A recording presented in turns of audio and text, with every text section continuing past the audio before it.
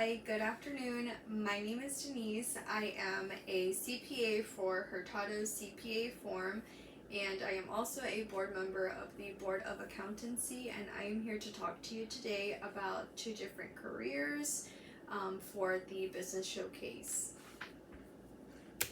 So first, I'm just going to show you a clip of a movie.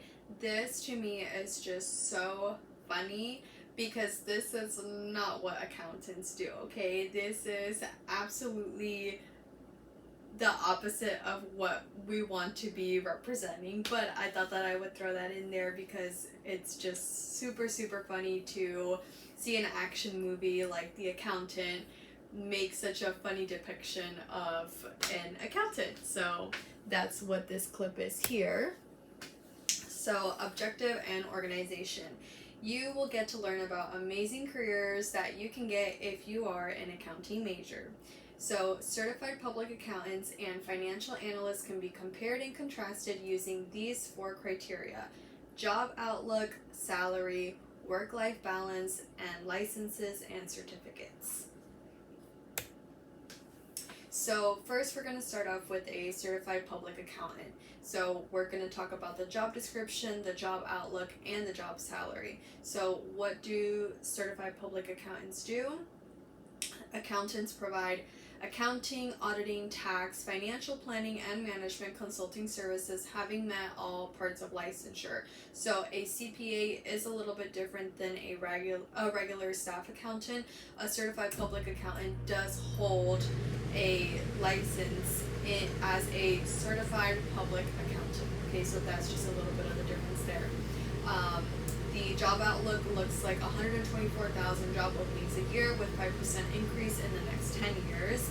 That is very widely regular for this industry. It's not, just to give you a perspective, it's not something that is super high, but it's not super low. So that really is just an outlook that is right in that middle range.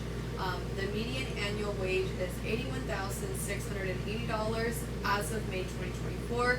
It was a little harder for me to find an average for the year of 25, so I went ahead and took this one from 24.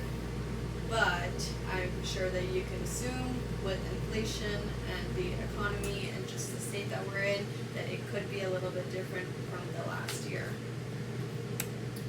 So, work-life balance, licenses, and certificates. The work-life balance for this specific title of accountant is a traditional 40 hours a week, but during the busy season, they call that busy season or tax season, you might be obligated to work a little bit more than your 40 hours. Now, doing a little bit of research on this, I can tell you that people have talked about working anywhere from 20 to 30 extra hours a week to really meet those deadlines. I'm sure with everyone has done their taxes before, that there is a certain deadline for filing taxes in the United States. So this is why they tend to get a little bit busier prior to that tax season. So as I mentioned before, the CPA license is administered by the American Institute of Certified Public Accountants, and that is the exam that you need to take to become a CPA. With this too, there are also some other parts that you need to complete, so you can't just go and get a license if you pass the exam. To be qualified as a CPA in the state of Florida, it is different for all states, but in the state of Florida, it is 150 credit hours, which equals about a master's degree. In any traditional university, 150 hours is about a master's degree, and it is a master's degree and 1 year of experience in the industry. So you do have to prove that you've worked under a CPA and that you have the experience in order to continue on with the CPA license. Okay, so the next career that we're going to talk to that you can attain with an accounting major is a financial analyst. So we're going to talk about the job outlook and the salary. So financial analyst helps guide businesses and individuals make decisions to maximize profit and revenue. So this is a little bit different than a regular accountant. This is more of the planning and a little bit more logistics of a business, right? So we're not really talking so much of numbers and what's coming in and what's coming out. This is really putting a plan together, a financial plan together, to then see how we can maximize profit within the year, 2 years, 10 years, 20 years, and really just kind of follow that plan and then see where it needs to be tweaked in order to maximize profit. So the job outlook for this is it is projected to increase 6% within the next 10 years, but there are 29,000 job openings annually. So a little bit more competitive. It's not something that is widely called for, but it looks like there is an increase in over the next 10 years. So the median annual salary for a financial analyst in the United States is $101,350, also as of May 2024. For this, we're going to talk about work-life balance, license, and certificates. Work-life balance is a total of 40 hours in an office setting. So with the financial analyst, it does really consist of working with a team, and when you work with a team, jobs tend to get sorted out to specific people and you tend to want to meet a deadline, unlike the CPA who works during those busier tax seasons. This also does require working together with these accountants, but the traditional work-life balance really is about a 40-hour work week in an office or work from home setting, just as long as you get your work done by the deadlines. This career, financial analyst, does not require a license or a certificate, but there are many certificates and licenses that you can get in this industry to have a little bit more qualifications when you do go to apply for a job. So this, for example, you can obtain a chartered financial analyst, that is a CFA. You can take the exam that is administered by the CFA Institute, and you can obtain a chartered financial analyst license to become a CFA. This really just puts you at the top of the list when it comes to candidates in a job interview, and it's important. I believe that it's important if you are looking for any type of extra oomph to your resume. So, comparison and contrast. Okay. So, certified public accountants and financial analysts are similar in their work-life balance and in their job outlook due to the fact that they have similar duties and responsibilities. However, they are also different in their median annual salaries and license requirements due to the fact that one requires an extensive licensing process. So, as you can remember, the CPA makes about $81,000 and a financial analyst makes about $101,000. So we are talking about a $20,000 difference there. That is because a financial analyst does have more under their belt and does have a lot more liability when it comes to certain financial tasks.